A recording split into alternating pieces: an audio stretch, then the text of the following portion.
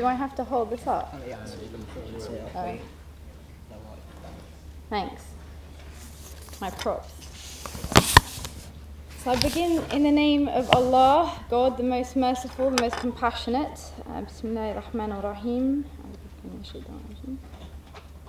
I first off want to thank the ISOC for inviting me today. It really is a great honour to be able to come and address you all this evening. As you can imagine, this is a fairly thorny topic of all of those that one can be asked to speak on. I suppose as a convert to the faith, one realises just how thorny it is, because when you convert, people do immediately assume that you've chosen a life of servitude and second-class citizenship. And to some extent, there are elements of second-class citizenship. So I suppose what I'm trying to get at in some respect is that this isn't really an East-West issue. It's not so much about pointing fingers. There's a liberated woman on one side and the free woman on the other. Although if you do a Google search of the word Muslim woman, it comes up with some fantastic images. I would recommend anybody do it. Google the word Muslim woman and check out the images that come up. 99% of the images are indeed of burqa-clad, fully dressed, all in black women. Most of them are either being beaten, stoned, abused in some way. One of them is, of course, in the traditional Orientalist seductive pose with coal-lined eyes. Another is, of course, protesting, because that's the facets of Muslim, female identity. We're either being abused or we are abusers by virtue of our identity. And of course, the one image that stands out against all of those, the exception to the rule, is Miss Egypt in her bikini.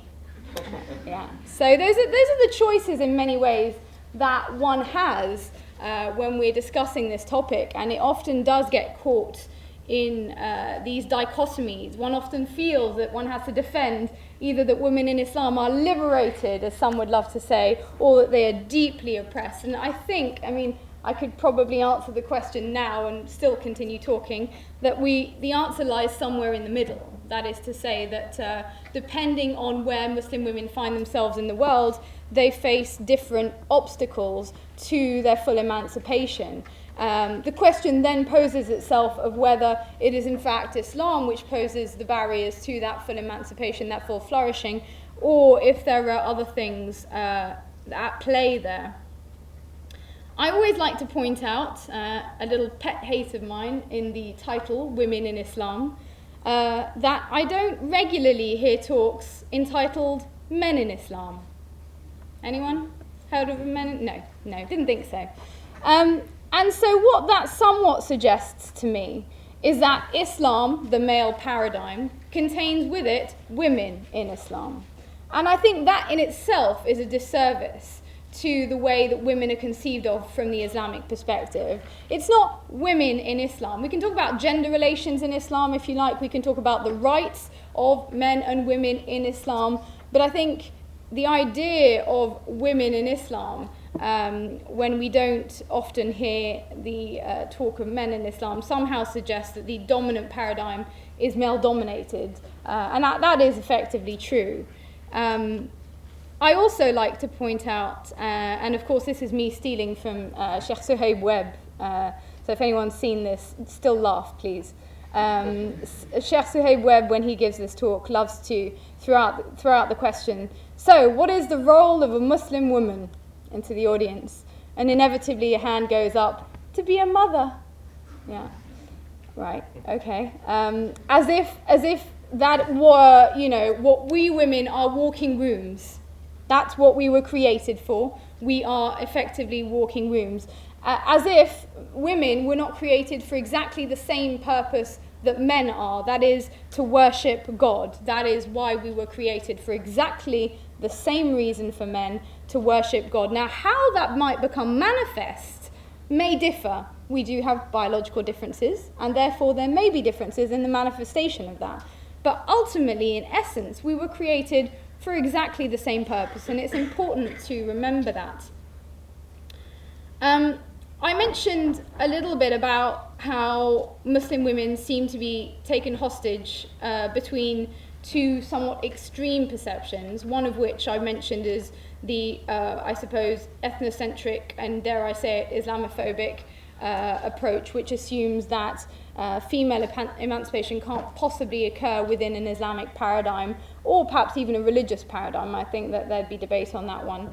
And on the other side, there is a very rigid, conservative approach within Islam itself, which argues repeatedly that, of course, Islam gave women all its rights, but when we look around many Muslim-majority countries, we're left wondering where exactly they are. I suppose what the two perspectives do share in common is that they're incredibly rigid and difficult to engage in dialogue and discussion, and that really is a shame. And of course it is, as I mentioned, a fact that Muslim women live in countries where oppression masquerades as religion. That is a fact, and it is undeniable. If I were to say that in some European countries fundamentalist secularism masquerades as freedom, we might also say that there are distortions at play, and we might be willing to acknowledge that there are nuances that need to be understood when we're assessing these things. So the real issue, I think, for Muslim majority countries, and I'll deal with them first and then hopefully come to the European context, is that for the most part, many of the Muslim majority countries are trying to deal with a post-colonial heritage. And in that context, in this post-colonial context, women have become the barometer of cultural authenticity. And the main issue really with that, the main problem with that, is that that cultural authenticity has begun to be measured, or has been measured, by the extent to which the culture has remained unchanged since prior to the colonial era.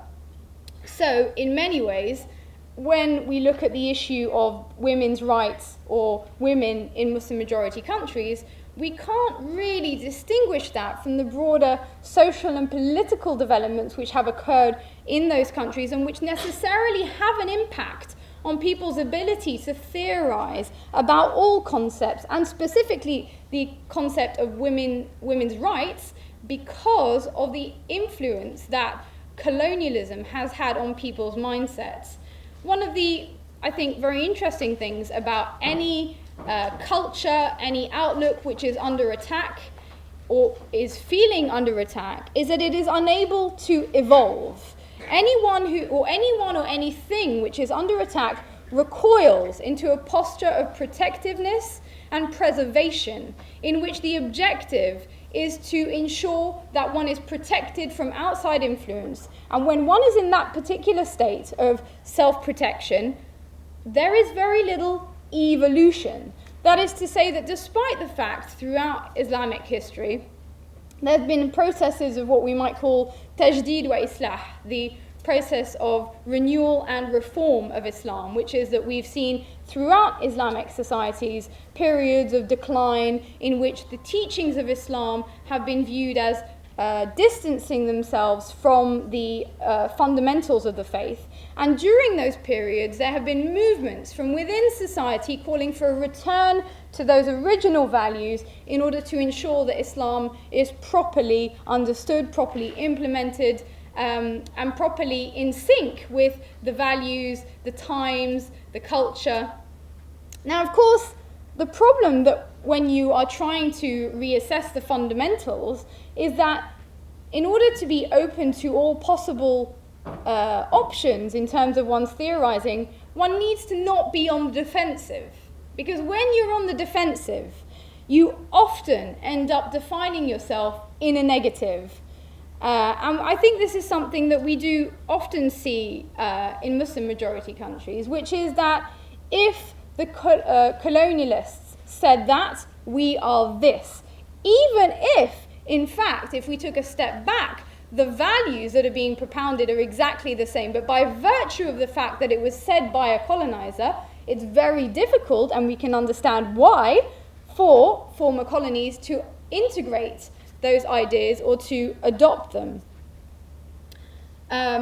So the reality is that the depiction, for example, of women in colonial and Orientalist literature, which was used very much during the colonial era to justify colonial expansion. Of course, the French going into Algeria, Morocco, Tunisia, one of their main issues, one of their main contentions as part of the mission civilisatrice, the civilizing mission, was that women were oppressed, that the hijab, the headscarf, women's attire, the entire system was oppressive to women, and that, of course, we, the West, were there to liberate them from these shackles. And so an entire body of knowledge was compiled on that basis. And many of the binary oppositions that were developed during the colonial era continue to really influence the way that we Muslims theorize about women in general and other concepts, I think, within Islam. So that the discourse, in many ways, has come to mirror the Orientalism of the colonial era. We started to very much internalize the way that we were perceived, so that we adopt almost the critique as if it were a way of defining ourselves. Now, of course, the issue is that when we want to theorize about anything, including the issue of women in Islam, we don't really want to be caught in binary oppositions, and we ideally wouldn't want to be defining ourselves in opposition to anything. Really, we want to be open on all possible options, and we need to look at where Islam can lead us.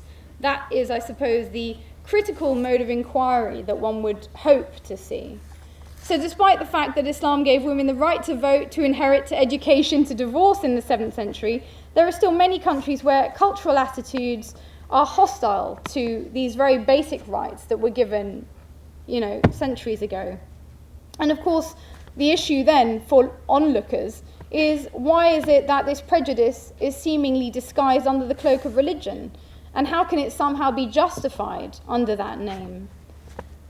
I've mentioned that one of the roots of this amputation of women's rights is located in colonialism. I think it's important to remember as well that as Islam expanded throughout the world, it moved into different cultures and different countries where there are already traditions, including patriarchal traditions. And some of these were integrated into the way that Islam was then understood. So, for example, the Ottoman harem was itself an emulation of the Byzantine gymnasium, or the concept of purdah in India, which existed prior to Islam. So I've talked a little bit about, in Muslim majority countries, the fact that there are, of course, huge issues to do with women's rights, to do with basic rights that they seem to have been given in the 7th century, and yet today we're struggling to see them receive.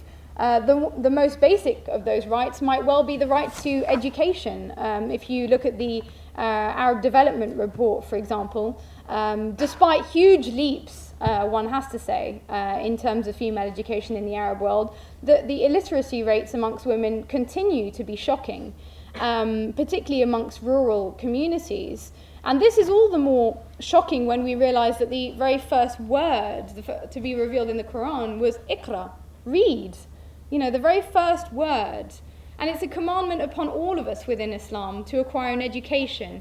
And so how is it that we've arrived at a situation in which there is such a dissonance between the way that women live in Muslim majority countries and the teachings of the faith itself? In Europe as well, it's undeniable that there are issues to do with Muslim women.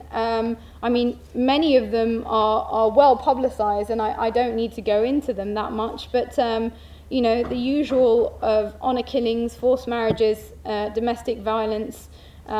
Incidentally, I do like to point out that none of these are either primarily or exclusively Muslim issues.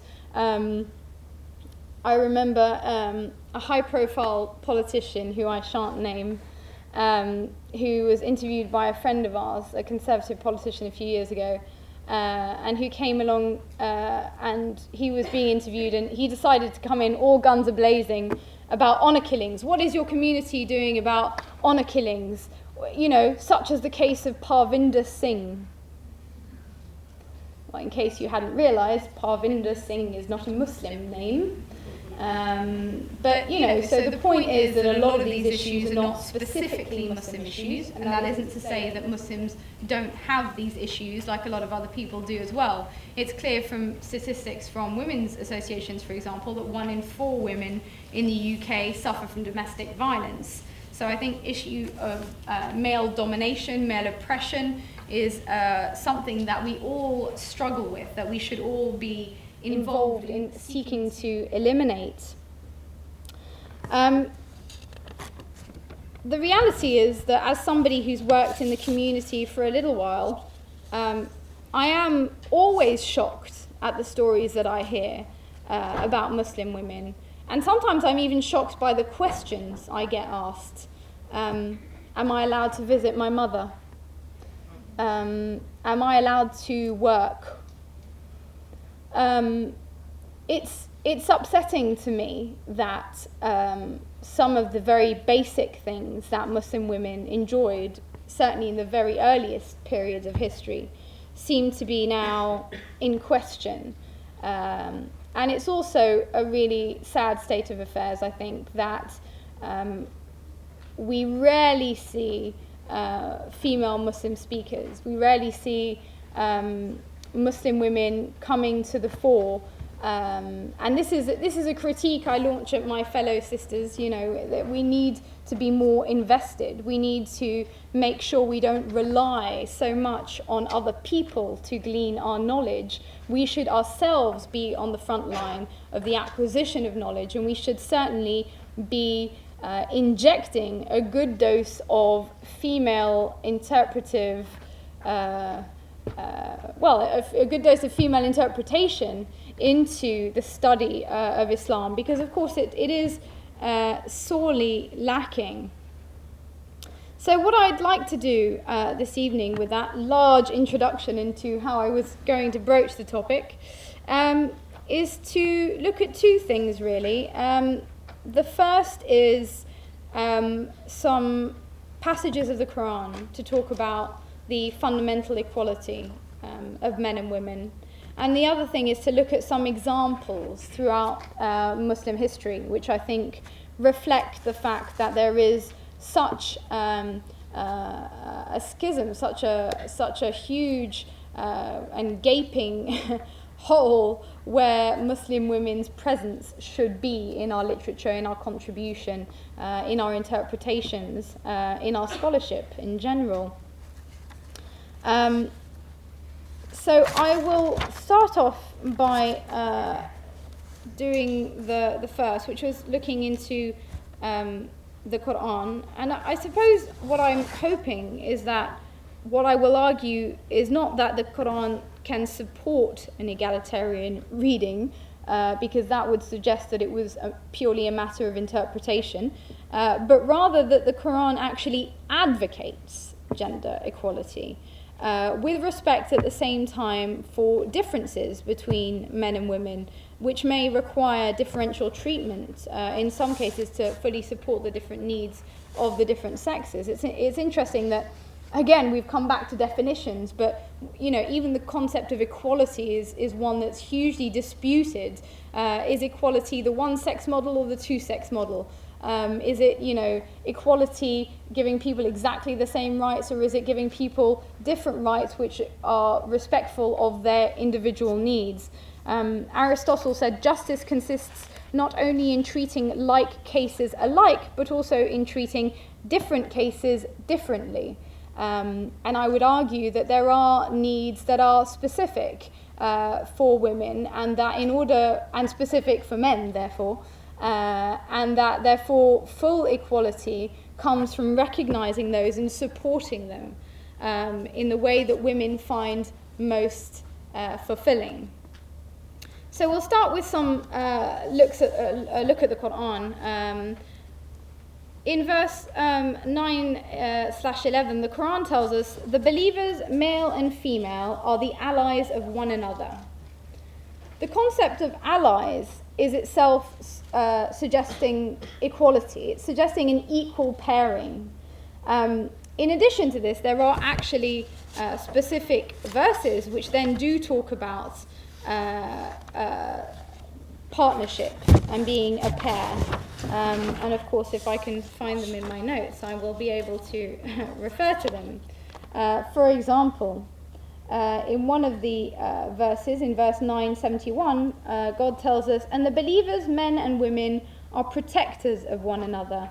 They enjoin good and forbid evil, and keep up prayer and pay zakat.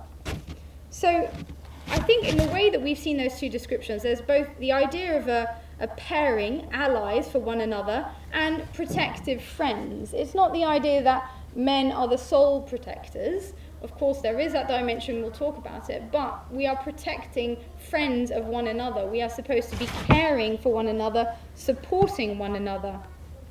The Prophet, peace be upon him, himself stated, certainly women are the equals of men.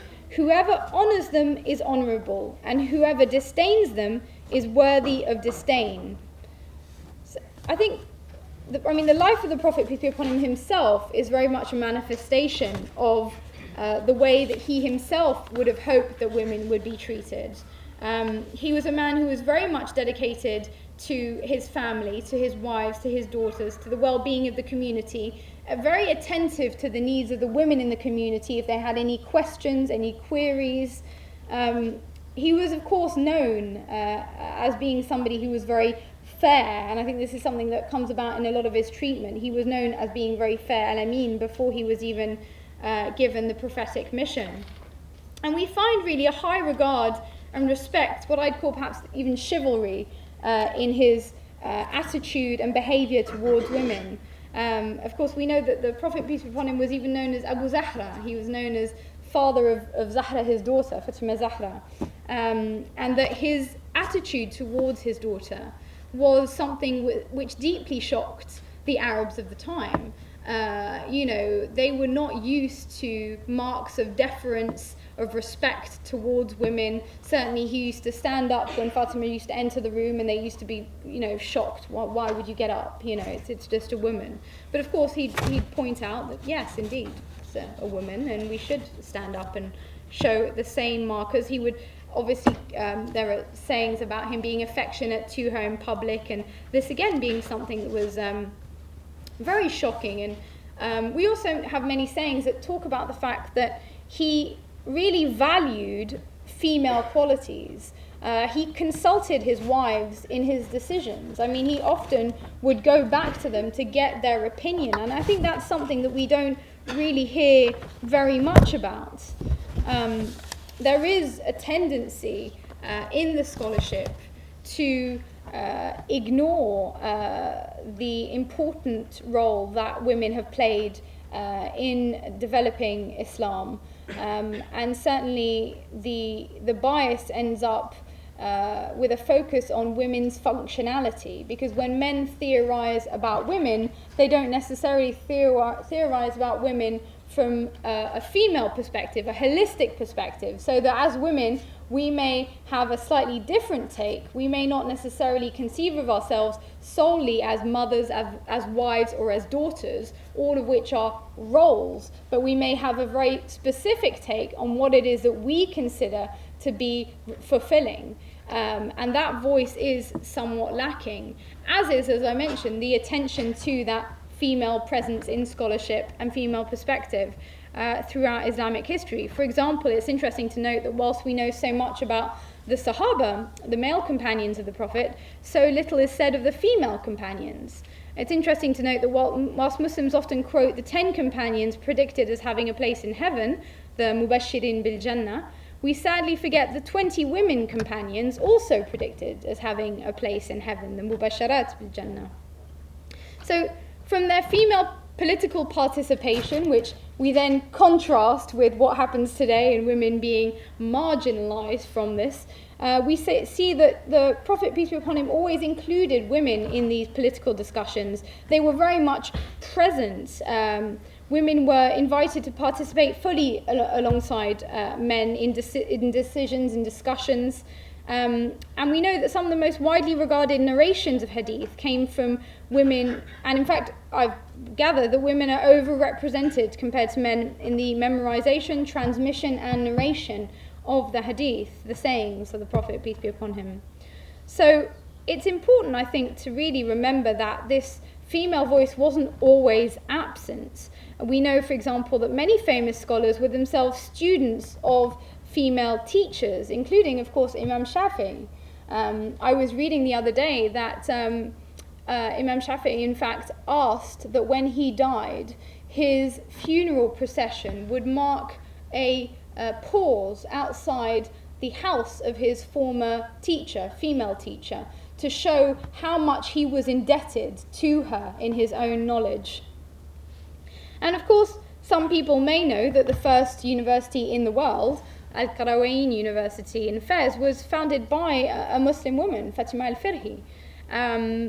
Less people know, however, that Al-Azhar University, possibly one of the most famous institutions for Islamic learning, was also founded or constructed by a Muslim woman called Al-Khanzidara.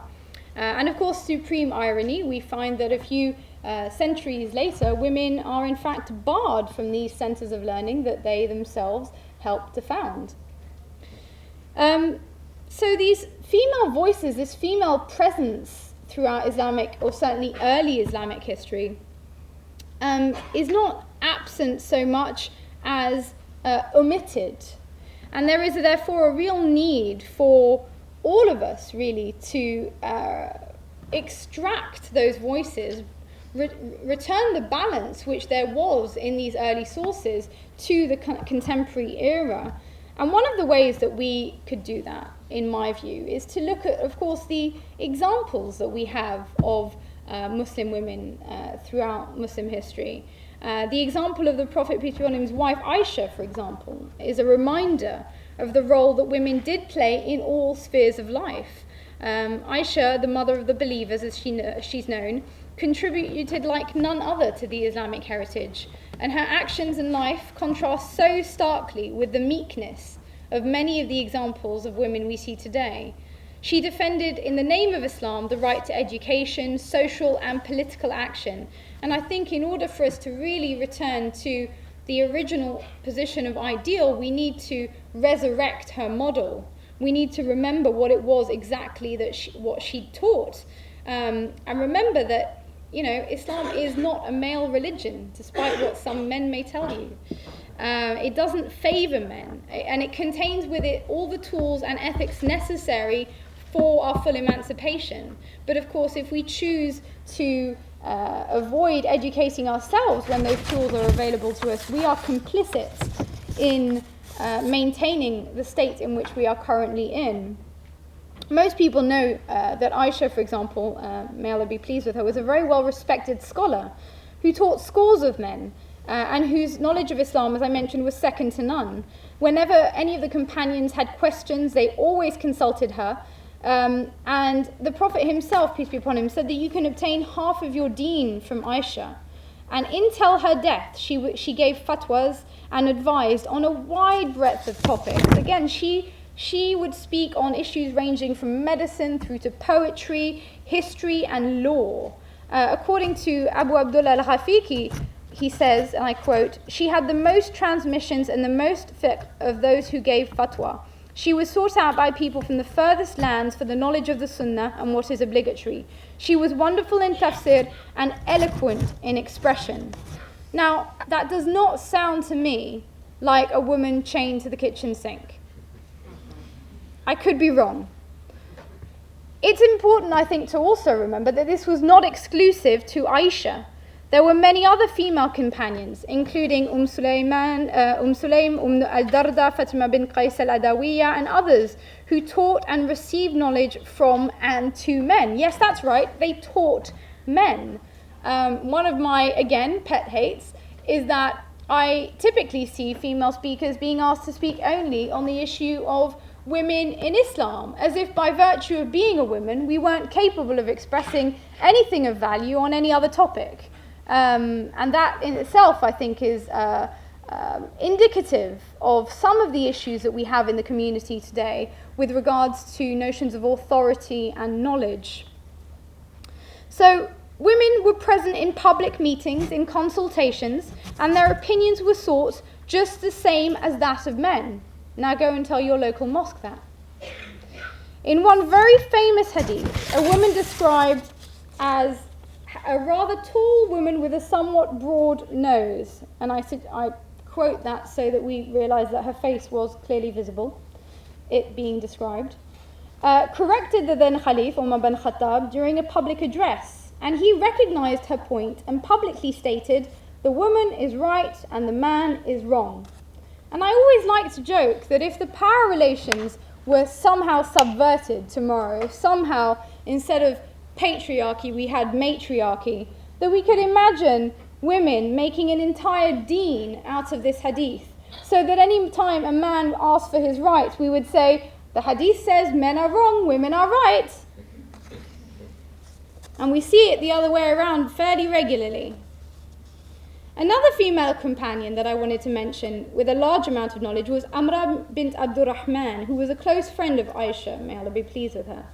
She gave legal opinions in Medina in the generation after the companions and was a foremost alima, or authority, or teacher, or scholar, I should say. And she's mentioned in the Muwatta by Imam Malik, which of course is a reference for all scholars, not just those of the Maliki school of thought, as a primary authority on 3 of the central issues that he refers to there. So to those who claim that women have no place in the working world, how do they reconcile this with the fact that she herself reversed the decision of a judge, who happened to be her nephew, on cutting the hand of a thief? That is to say that her opinion, her insight, her knowledge helped overturn a judicial decision. She helped overturn the court's opinion on a particular issue through her knowledge. And thus her opinions were accepted in business transactions and on issues of punishment. So in the early medieval period, unlike today in some parts of the world, there were no restrictions on women pursuing studies. And we therefore find in this period women scholars, writers, poets, doctors, teachers, a whole gamut of professions. And I'm always shocked by those who insist that the woman's place is within the home are the very same men who, when they go to a hospital and cannot find a female doctor to treat their wife, are desperately upset. Well, what did you expect? Was she going to treat her from within the home? On the subject of women's right to education, Nigerian Sheikh Uthman Danfodio stated in Irshad al-Ikhwan, and I quote, "If he refuses her permission," and this is her husband, "if he refuses her permission to get an education, she should go without his permission, and no blame is attached to her, nor does she incur any sin thereby. The ruler should compel the husband to have his wife educated, just as he should compel him to give her adequate maintenance. Indeed, knowledge is superior to maintenance." Because, of course, I mentioned earlier on that from the Islamic perspective, the notion of oppression is linked to one's ability to fulfill oneself spiritually. Without knowledge, one cannot achieve spiritual fulfillment, and therefore depriving women from education, from fulfilling their need for knowledge, just like anybody else's need for knowledge, we are indeed oppressing them from a spiritual perspective.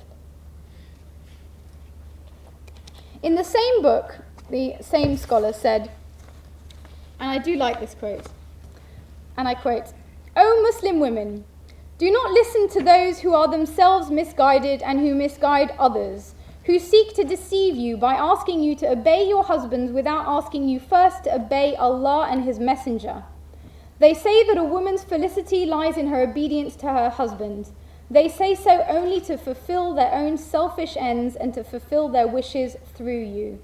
They compel you to do things which neither Allah nor His Messenger has originally imposed on you, like cooking, washing clothes, and similar things which are among their numerous wishes, whilst they do not in the least demand of you to perform the real duties imposed on you by Allah and His Messenger." End of quote.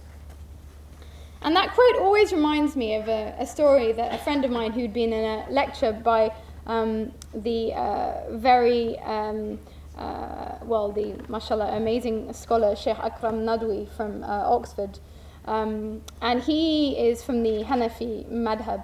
And he was explaining in a lecture in which he managed to infuriate all the men in the room for different reasons. That it was not fard, it was not an obligation for women to cook or clean for their husbands. And it was not an obligation for women to live with their in-laws. And of course, the South Asian audience members were furious about the comment about the in-laws, and the Arabs were all furious about the comments about the cooking and cleaning. And so he really had everyone on his back that day. But indeed, I mean, it's interesting because sometimes people come and say to me and say, why are you telling them this? They won't do it anymore. And I usually say, you know, I'm not really concerned that women won't do it anymore. My experience of Muslim women in the community is that, mashallah, they do more than their fair bit. More than their fair bit, mashallah. And may Allah reward them for what they do. And may Allah reward the men, the righteous men amongst us too. But it's interesting to me that the reason I think it's important for us to reassert these things today is that, and he gave the analogy of, if I come to your house and you don't serve me a meal, I don't say you're a rude host. But if you do serve me a meal, I say alhamdulillah, all praise to Allah, you're a fantastic host. Thank you so much. And that's the distinction really that he was trying to make. He was saying, it's not wajib, it is not fard for your wife to do these things. So when she does them, be grateful. Make sure you are thankful for the things that she does for you. Because really, women do a lot of things without the recognition that they deserve. And of course, on the other hand, I'm always fascinated to encounter these young men, and usually young, but they do vary in age, who are not particularly inclined to religion, but as soon as they get married, they're incredibly literalist about what their wife should do. Not that inclined to be literalist about what they ought to do, but certainly what their wife ought to do. They know exactly what she should be doing and what she shouldn't be doing. It's very interesting that they're so knowledgeable on these issues, really. And I think that's partly where really the problem comes in, you know, that we need to re-establish the balance so that there is a recognition for really a lot of the amazing work that so many Muslim women really do. And that's, again, as I said, part of the balance and the justice which exists in Islam. I've no idea how long I've been rambling on for, so... 45 minutes. Right, so you wanted me to... Yani. Okay. I suppose I'll talk a little bit about, just before I wrap up and take the Q&A, because I do like to do an extended Q&A on this topic for one reason in particular, and that is that there are a number of issues which usually characterize this topic. The so-called controversial or somewhat caricatured issues that are, or criticisms that are aimed at the topic of women in Islam. But I think it's very important for Muslims to not allow themselves to be defined by the discourse about them. By which I mean, just because everybody else is telling you this is what you should talk about, that doesn't necessarily mean that that's what our focus as a community should be. That is to say, people may well be obsessed by, headscarves and polygamy, and they are.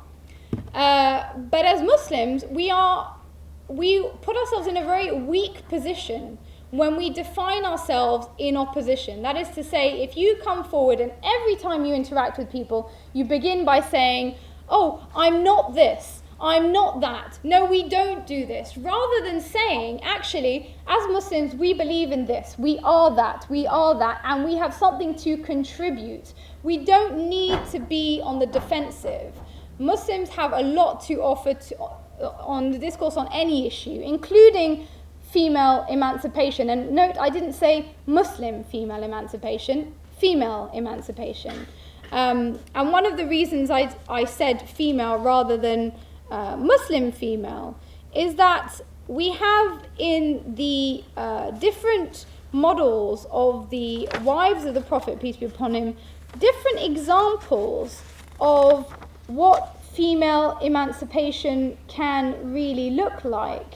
And that is something, I think, which contrasts with broader discourse on what emancipation is. So that from the Muslim perspective, we might say that you could be all sorts of things. You could be like Aisha, a scholar, but you could choose also to be a Fatima, as it were. Somebody, and we know that Fatima, her character was much calmer. She was very happy being a housewife, caring for her family. There are diverse models in the examples of the women around the Prophet, peace be upon him, which allow us really to decide exactly what type of Muslim woman we want to be. So this idea that the role of a Muslim woman is very specific, very narrow, that there isn't very much variation,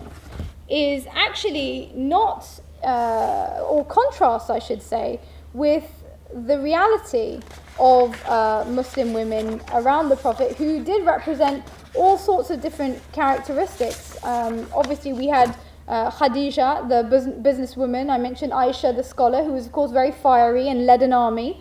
To Salama, who was a model of calm and reasoned intelligence. His daughter Fatima, who, as I said, was content with looking after the home. And of course, we have there different models of femininity. You don't have to be Jordan to be recognized. You can be, you're looking at me like you don't know who Jordan is. You do. You all know who Jordan is. You don't? Anybody here will let you know. The idea that in order to be recognized, we need to live up to a particular physical manifestation. We need to live up to the alluring, the physically alluring model that satisfies the male gaze in order to be recognized on a public platform is completely in contradiction with the way that femininity is described from an Islamic perspective. If you want to be a mother and that's something you find satisfying and you want to dedicate your life to your family and your kids, good on you. And you know what? You get so much reward for it. Subhanallah. The reward, and I'm sure some of you may well know this, but of course the story is a little extended, but I'll cut it short a little bit. The reward of a woman, the maqam, the station of a woman who decides to stay at home and look after her family, is the station of a man in jihad. It's the station of a mujahid. And then suddenly all the Muslims are like looking at me like, oh my God, where did this take a wrong turn? She's talking about jihad. Jihad understood here, of course, as resistance against oppression. Yeah. So the station of a woman, the maqam of a woman who decides to make that choice, is that of a mujahid. When she is at home, when you're both sitting there on the couch and she's at home and she's been looking after the house, she is getting the reward of a mujahid. And then he nudges her and says, will you get me a cup of tea? Shouldn't you be getting her the cup of tea? She's getting the reward of a man in jihad. Subhanallah. But of course, if you would like to do other things, there are alternative models there for you. But all of them really focus on developing your inner core. And I think this is another difference with, I suppose, the broader model of so-called female emancipation, which posits such an importance on one's physique. And of course, this brings us back to the usual pet topic of clothing and modesty. But in Islam, we minimize the extent to which we focus on the exterior so that we might focus on the interior. We are not so much interested in being beautiful shells with hollow interiors. We are very much interested in building up our interior so that it is our core, our values, our ethics, our actions which shine through. And the reason for that is that when you minimize the extent to which you're judged on your physique, on your physical attributes, you create a public sphere in which we compete with one another in good deeds. So that in Islam, the only type of competition which is actually allowed, or which is viewed positively by Allah in the Quran, is competition in good deeds. And in that way, once we've created this public sphere in which it's not so much what you look like, it's not so much who can best live up to this sexed up male ideal, you have a number of consequences which flow from that. One of them is, of course, that there's less cattiness amongst women. It's not so much rivalry for who can live up to getting more attention. It's very much about sisterhood and helping one another to be better people, to fulfill God's objectives for all human beings on this earth. And that's why we're here. So really, it allows us to focus on what's real. What's real are those virtues, those ethics, are positive actions, which is what we should be focusing our energies on, rather than focusing so much attention on something as ephemeral and meaningless as our physique. Which isn't to say that you should be ugly, because of course we then go to the other extreme. God is beautiful and he loves beauty. It's not a question of saying that one needs to render oneself ugly. It's about saying that between those two extremes, there is perhaps is that my sign? Are you hinting? Yeah. There is perhaps an indication of the balance that we should be trying to create within ourselves, which is, as I mentioned, much greater focus on the internal and less focus on sort of more meaningless aspects of ourselves. So perhaps we'll end on one last point that I wanted to make, which was that I talked about men and women being allies and partners, and I think it's important to remember that there's another verse of the Quran which refers to men and women and says the following: "They are a garment for you, and you are a garment to them." And the Quran is a very rich text, and when it uses any given term, it's important to realize what could we understand from that word garment. So if you think a little bit about what your garments, the purpose the garments in your life serve, well, we can think that garments shield you from adverse elements. They beautify you, they cover up your flaws, they protect you. And so we come back to the idea that men and women are protective partners. We are not in this competitive, conflictual relationship which can define gender relations in broader society. We are there to cooperate with one another in order to further good on this earth, and that's the objective. And one last thing, if I might end on this, is I want to quote another verse which is beautiful and I think needs to be remembered more often, which is that, and I quote from the Quran, "Among his signs is the fact that he has created spouses for you from among yourselves, so that you may dwell in tranquility with them. And he has planted love and mercy between you. In that are signs for people who reflect." And the reason I wanted to kind of maybe end on that is that for all of those people who think that marriage is an opportunity to impose your will on another human being by virtue of the rights that you believe have been divinely bestowed upon you, how do you reconcile that with the fact that God is telling you that he has created spouses for you so that you may dwell in tranquility with them? How can you reconcile abusing anyone when it says clearly that he's planted love and mercy between you, so that the two values which are supposed to characterize the way that we deal with one another in our marriage are love and mercy? And I'm going to end on that note, inshallah, and just say that I know that the issue of women's rights is often conceived of as an issue for women. Actually, it's an issue of justice. Gender justice is part of a broader struggle for justice in Islam, and the responsibility to ensure that justice is achieved is incumbent upon all of us. This is not a woman's struggle, this is all of our struggle. And inshallah, I hope that everyone will come together, inshallah, to further the rights of our women and ensure that there's balance returned to our community. Thank you so much for your time. Thank you.